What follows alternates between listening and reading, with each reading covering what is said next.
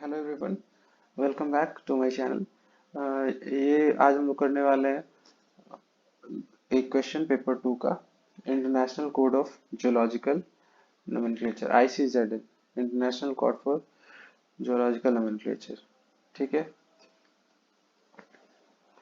अब देखिए इसमें कुछ कोड्स और सेट ऑफ रूल्स, ऐसे तो बहुत सारा सेट ऑफ रूल्स है जिसके हिसाब से जियोलॉजिकल नोमेनक्लेचर किया जाता है, लेकिन उसमें से कुछ इसमें मतलब पूरा बुक है। ठीक है, एक छोटा सा बुकलेट, लेकिन इसमें कुछ रूल्स आपको लिखना है और उसको एक्सप्लेन करना है एग्जाम्पल के साथ। मतलब थोड़ा याद करने वाला चीज़ है। ठीक है, उतना कुछ हार्ड है नहीं।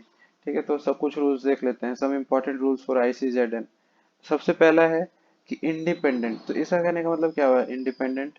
तो इसका कहने का मतलब ये हुआ कि जो आईसीजेडएन है, आईसीजेडएन है, वो आईसीबीएन से इंडिपेंडेंट है। तो आईसीबीएन क्या होता है, international code for botanical nomenclature. तो मतलब अगर कोई वर्ड है आईसीबीएन में जो यूज होता है, कोई भी प्लांट के लिए यूज होता है, कोई जीनस हो या फैमिली हो, कोई भी टेक्सॉन में अगर बोटेनिकल नोमेनक्लेचर में यूज होता है, तो उसको जूलॉजिकल नोमेनक्लेचर में यूज करने से बिल्कुल हिचकिचाना नहीं है। वो यहाँ भी यूज किया जा सकता है, वो उससे इंडिपेंडेंट है। ये नहीं कि ये तो वहाँ यूज हो गया ऐसा वर्ड। ठीक है, जैसे फॉर एग्जांपल ये वर्ड है फाइकस। तो फाइकस जीनस का नाम है फिग ट्री के लिए, या फिर इसको बनियान ट्री बोलते हैं। इसमें अब फिग ट्री में बहुत सारा स्पीशीज आता है, बरगद आ गया, ठीक है, पीपल आ गया, ये सब फिग ट्री में ही आता है। अंजीर खाते हैं, वो भी फिग ट्री में आता है। तो फिग ट्री फैमिली में इतना सारा स्पीशीज आता है, तो प्लांट के लिए फाइकस वर्ड यूज होता है, फाइकस आईसीबीएन में। लेकिन आईसीजेडएन में कुछ एनिमल्स को भी नेमिंग करने के लिए वर्ड यूज होता है। तो गैस्ट्रोपोड मतलब स्नेल होता है, उसमें फिग शेल एक स्नेल है, उसके लिए भी फाइकस यूज किया जाता है। तो बिल्कुल यूज कर सकते हैं, ये इंडिपेंडेंट है। तो ये एग्जांपल दे देंगे फाइकस का कि वहां पे फिग ट्री को बोलते हैं, यहाँ पे एक गैस्ट्रोपोड के लिए भी यूज कर रहे हैं।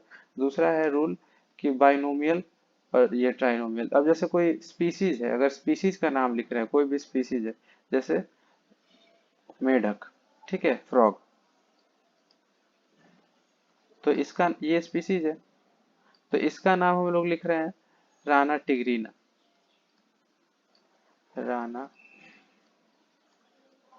टिग्रीना। ठीक है, तो ये बाइनोमियल नोमेनक्लेचर किसका करते हैं, बाइनोमियल मतलब दो वर्ड, दो नाम, बाइनोमियल, एक राना एक टिग्रीना। तो बाइनोमियल नोमेनक्लेचर स्पीशीज के लिए करते हैं। फ्रॉग क्या है, एक स्पीशीज है। लेकिन अगर कहीं ऐसा जो एक सब स्पीशीज हो, फॉर एग्जांपल लायन, तो क्या है, स्पीशीज है, लेकिन लायन में भी बहुत सारा लायन होता है, जैसे इंडियन लायन। तो इंडियन लायन क्या है, सब स्पीशीज है। लायन में भी इंडियन लायन, बहुत सारा लायन होता है, अफ्रीकन लायन, है ना। तो इंडियन लायन के लिए कोई और नाम यूज करना पड़ेगा, क्योंकि ये स्पीसीज के भी बाद सब स्पीसीज है, तो इसके लिए ट्राइनोमियल नोमेनक्लेचर यूज करेंगे। तो इंडियन लायन के लिए क्या नाम यूज करते हैं, तो Panthera leo persica. Panthera leo खाली बोलेंगे तो लायन हो गया, लेकिन पैंथेरा लियो पर्सिका मतलब इंडियन लायन। सब स्पीसीज के लिए ट्राइनोमियल नोमेनक्लेचर यूज करते हैं। अब देखिए तीसरा रूल है साइंटिफिक नेम। तो साइंटिफिक नेम में ये पार्ट हम लोग ऊपर ही समझ चुके हैं कि जैसे साइंटिफिक नेम अगर लिखना है, तो जेनेरिक नेम जो होता है मतलब जीनस, उसको लिखते हैं पहले, और वो कैपिटल से लिखते हैं। उसका स्टार्टिंग कैपिटल से लिखते हैं, ना कि पूरा। ठीक है, तो उसका स्टार्टिंग लेटर कैपिटल से होगा, कैपिटल। ठीक है, फॉर एग्जांपल वही राना टिग्रीना से समझते हैं कि राना, तो राना क्या है, राना जीनस है। तो राना का स्टार्टिंग कैपिटल लेटर आर है, वो हम लोग कैपिटल लिखेंगे। ठीक है, और वही बाइनोमियल नोमेनक्लेचर का जो सेकंड पार्ट है टिग्रीना, जो स्पीसीज को बताता है। टिग्रीना क्या स्पीसीज है, वैसे कोई दूसरा स्पीसीज होगा इसी राना जीनस में, कि राना समथिंग, राना कुछ। ठीक है, तो वो दूसरा स्पीसीज हो जाएगा। तो स्पीसीज यहाँ पे टिग्रीना है, तो स्पीसीज का जो नाम है उसका फर्स्ट लेटर स्मॉल से लिखते हैं। तो यहाँ पे टी, कैपिटल टी नहीं लिखेंगे, टी और स्मॉल टी लिखेंगे, टिग्रीना। ठीक है, तो जीनस का नाम का फर्स्ट लेटर कैपिटल से और स्पीसीज का फर्स्ट लेटर स्मॉल से। ठीक है, तो इस तरीके से लिखते हैं राना टिग्रीना। देखिए अब नेक्स्ट रूल है कि if the species names are framed after person. अब कोई स्पीसीज का नाम है जो किसी पर्सन के ऊपर फ्रेम किया गया है, जैसे वो हो सकता है वो ऑथर होगा, या फिर वही है वो स्पीसीज को आइडेंटिफाई कराया होगा, लिस्ट कराया होगा। ठीक है, तो वैसा में उसको रिस्पेक्ट देने के लिए उसी के नेम पे हम लोग नाम रख देते हैं उस स्पीशीज का। तो अगर पर्सन के नाम पे है तो वो पर्सन का नेम लिखेंगे स्पीशीज की जगह पे, और लास्ट में आई, डबल आई या फिर ए ही लगाएंगे। कैसे क्या करेंगे, स्पीशीज की जगह पे, ना कि जीनस की जगह पे। तो स्पीशीज की जगह पे वो पर्सन का नेम लिखेंगे और आई लिख देंगे लास्ट में, नहीं तो डबल आई, नहीं तो ए ही, तीनों में से कोई एक। ठीक है। फॉर एग्जाम्पल एक हुडेड कटल फिश है, इसको कोई प्रसाद जी ढूंढे थे, ठीक है, कुछ नेम था। तो प्रसाद उन स्पीशीज का नेम में ऐड करना होगा, सीपिया तो जीनस है, यहाँ पे स्पीशीज का नाम लिखना है। तो उनका नाम लिख दिए प्रसाद, ठीक है, उनका नाम लिख दिए प्रसाद, और लास्ट में जोड़ दिए आई। तो ये क्या हो गया, प्रसादी। तो ये स्पीसीज हुडेड कटल फिश ढूंढे थे ये, तो इसलिए इनका ये स्पीसीज का नाम हो गया सीपिया प्रसादी। ठीक है, ये इस तरीके से। और वही अगर किसी प्लेस के नेम पे स्पीसीज का नेम रखना है, तो प्लेस का नेम लिखेंगे और लास्ट में एनसिस लिखेंगे, ENSIS, या फिर IENSIS। ठीक है। जैसे एग्जाम्पल कि कॉमन इंडियन मॉनिटर, गोह को बोलते हैं मॉनिटर, मॉनिटर लिजर्ड रेप्टाइल है। तो कॉमन इंडियन मॉनिटर जो है वो बंगाल के नाम पे लिखा जाएगा, हो सकता है वहीं पाया गया सबसे पहले, पाया ये वहां देखा गया पहचाना गया, जो भी हो। तो बंगाल के नाम पे रखना है तो नाम क्या रखेंगे, वेरिनस, तो उसका जीनस नेम हो गया। और उस स्पीसीज का नाम रखना है इंडियन मॉनिटर का, तो बंगाल एंसिस, बंगालेंसिस। तो क्या नाम हो गया, बंगालेंसिस, बंगाल प्लस एंसिस। तो ये स्पेस प्लेस के नाम पे रखा गया। ठीक है। अब नेक्स्ट रूल है कि अगर ऑथर के नाम पे लिखना है, अगर ऑथर का नाम लिखना है स्पीशीज के साथ, तो ऑथर का नाम लास्ट में लिखेंगे और ईयर भी लिख सकते हैं, ईयर भी साथ साथ ही साथ लिख सकते हैं। फॉर एग्जांपल फेलिस लियो लिन 1758, इसका मतलब हो गया कि ये स्पीशीज फाइनली डिस्क्राइब किया गया था लिनियस के द्वारा, तो उनका नाम लिखा हुआ है लिन।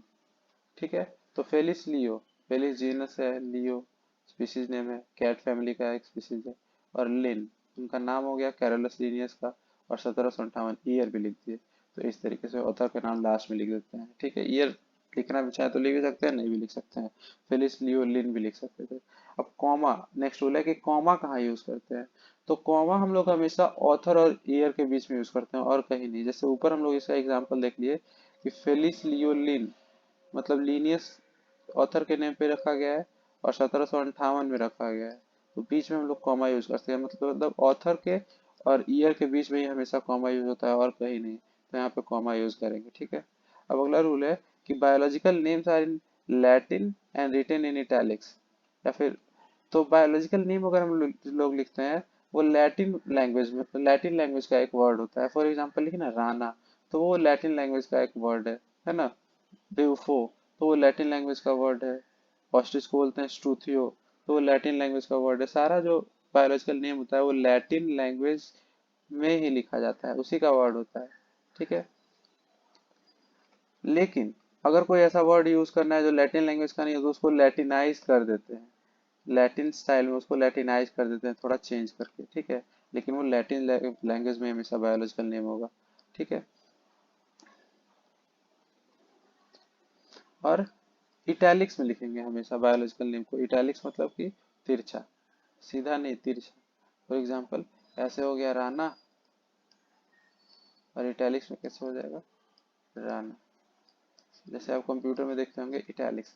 तो ये जब भी हम लोग कंप्यूटर में यूज कर रहे होते हैं या टाइप कर रहे होते हैं, हाथ का बात नहीं हो रहा, हाथ से लिखना, अगर कंप्यूटर से लिखा जा रहा है, टाइप करा जा रहा है, तो बायोलॉजिकल नेम को हमेशा इटैलिक्स में टाइप करते हैं। आप कहीं कहीं देखते होंगे बीच में से सीधा लाइन लिखा हुआ, बीच में अगर बायोलॉजिकल नेम आया तो उसको तिरछा लिखा रहता है इटैलिक्स में।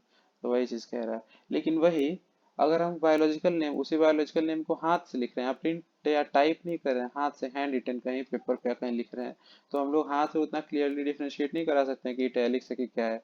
इतना का तो नॉर्मल हैंड राइटिंग है इटैलिक्स रहता है, बेकार बेकार हैंड राइटिंग मतलब एक प्रॉपर पता नहीं चलेगा क्लियर कि इटैलिक्स लिखा है कि क्या लिखा है।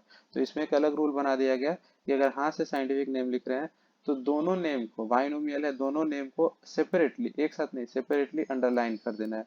फॉर एग्जांपल राना टिग्रीना लिखे, ठीक है, राना टिग्रीना स्मॉल होगा ना, TIGRIN टिग्रीना, तो इसको अंडरलाइन कर दिए। तो ये ऐसे जो कर दिया वो क्या किया, गलत किया। सेपरेटली अंडरलाइन करना है, राना को अलग और टिग्रीना को अलग। तो यहाँ इटैलिक्स हम लोग हाथ से नहीं पता क्लियरली लिख सकते हैं, तो ये हो गया ये तरीका। ठीक है, प्रिंट करेंगे तो इटैलिक्स में लिखेंगे, और हैंड रिटेन होगा तो सेपरेटली अंडरलाइन कर देंगे। तो ये तरीका है साइंटिफिक नेम लिखने का। ठीक है, प्रिंट करते हैं तो इटैलिक्स में क्यों करते हैं, क्योंकि इटैलिक इंडिकेट करता है उनके लैटिन ओरिजिन को। ठीक है, अब एक है प्रिंसिपल ऑफ होमोनिमी। तो इसका मतलब होता है कि name of each taxon must be unique. अब आईसीजेडएन इंडिपेंडेंट है, ठीक है, लेकिन आईसीजेडएन में कोई भी नेम, कोई भी टैक्सॉन का नेम रिपीट नहीं होना चाहिए, कुछ भी हो, जीनस हो, फैमिली हो, ऑर्डर हो, है ना, क्लास हो। ठीक, तो कोई भी ये किसी भी नाम में रिपीट नहीं होना चाहिए, कोई भी जीनस किसी दूसरे फैमिली या स्पीसीज ऑर्डर या किसी कोई वर्ड मैच नहीं करना चाहिए, वो यूनिक होना चाहिए। आईसीबीएन वाले से मिल सकता है, लेकिन आईसीजेडएन में मिलना नहीं चाहिए। वो क्या है, होना चाहिए होमोनिमी, यूनिक होना चाहिए हर टैक्सॉन का नेम।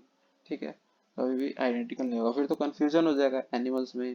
ठीक है, तो कुछ भी जैसे कोई भी हम लोग इंडिकेट करते हैं, कैनिस, कैनिस मतलब होता है डॉग फैमिली को बोलते हैं। फेलिस, फेलिस मतलब कैट फैमिली को बोलते हैं।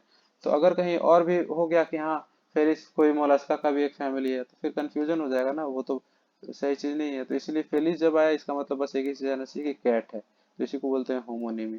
पैंथेरा, पैंथेरा वो जो टाइगर का ग्रुप है, वो जीनस को बोलते हैं Panthera leo, Panthera tigris, tiger lion. ठीक है, वो सब। कैनिस मतलब डॉग फैमिली, फेलिस मतलब कैट फैमिली, इस तरीके से हम लोग नाम को लिखेंगे। तो ये कुछ बेसिक रूल है, इसको आप ऐसे ही कुछ एग्जांपल के साथ अच्छे से एक्सप्लेन कर दीजिएगा, बाकी इसमें ज़्यादा कुछ नहीं है, आपको अच्छे से समझ में आ गया होगा। नेक्स्ट वीडियो में मिलते हैं। Thank you.